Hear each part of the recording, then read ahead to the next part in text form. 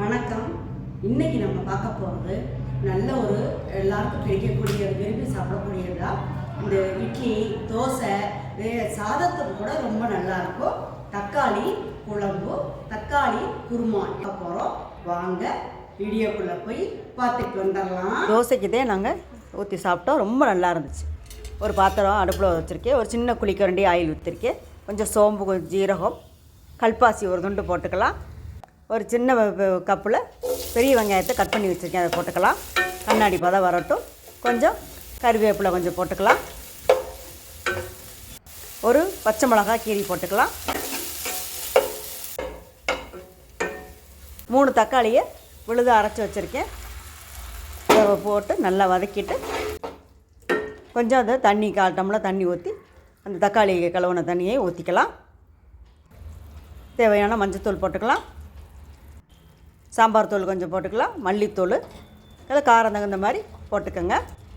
தேவையான உப்பு போட்டுக்கலாம். போட்டு நல்லா மிக்ஸ் பண்ணி மூடி வச்சிடலாம். இப்போ கொஞ்சம் மசாலா கொஞ்சம் அரைச்சிக்கலாம்.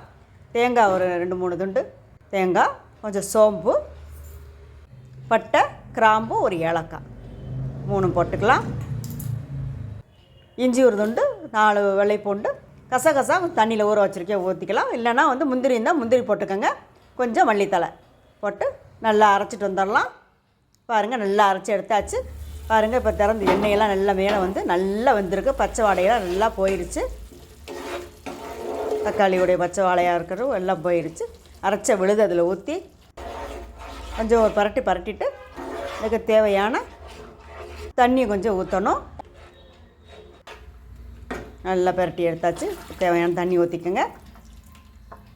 கசகசா போட்டிருக்கோம், ஓரளவு திக்னஸ் கிடைக்கும். இப்போ மூடி ஒரு 5 நிமிஷம் இருக்கட்டும். பாருங்கள், நல்லா வெந்துருச்சு.